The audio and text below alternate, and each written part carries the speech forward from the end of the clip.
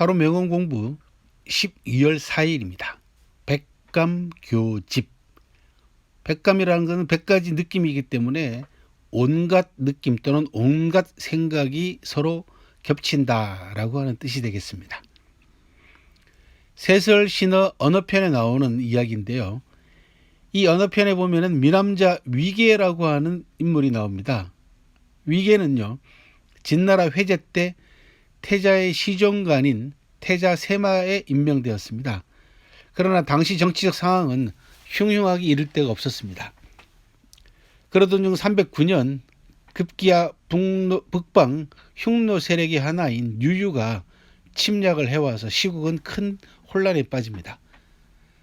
난을 피해 위계는요, 벼슬을 버리고 식구들을 남방으로 옮기기로 했습니다. 하지만 원체 병약했던 위계로서는요, 피난이 여간 고역이 아니었습니다.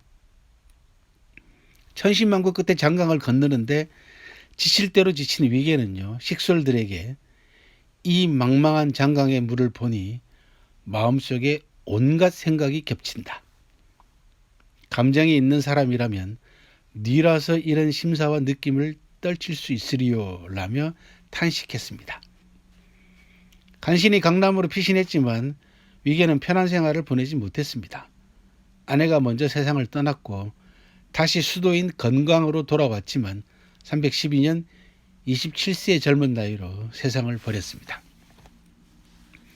재주 많고 잘생겼던 위계는요, 때를 못 만난 데다가 병약해서 제명에 살지 못했습니다. 눈을 감는 순간에도 많은 생각들이 세심한 연약한 그의 마음을 어지럽혔던 것 같습니다. 우리는 흔히 만감이 교차한다라는 표현을 많이 쓰는데 백감교집과 같은 뜻입니다. 위계와 관련해서는요, 워낙 위계가 미남자였습니다. 그래서 당시 여성들에게 큰 사랑을 받았는데 한 번은 위계가 외출했다가 여성들 틈에 끼어가지고 혼쭐이 난 그런 사건이 벌어졌습니다. 그래서 어떤 기록에는요, 간살 위계라고 해서 보는 것만으로도 위계를 죽인다라고 하는 그런 이야기도 남아 있습니다. 그 당시 너무 놀랐던 위계가 집으로 돌아와가지고 시름시름 앓다가 죽었다는 거죠. 그래서 여성들의 눈초리 때문에 위계가 거기에 놀라서 죽었다라고 하는 뜻에서 간살 위계라고 하는 그런 고사도 전합니다. 백감교집이었습니다.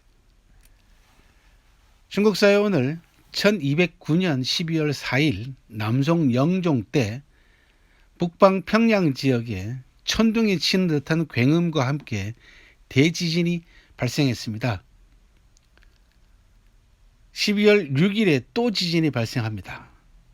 기록에 따르면 당시 10채 집 가운데 7, 8채가 무너질 정도로 강한 지진이었다고 합니다.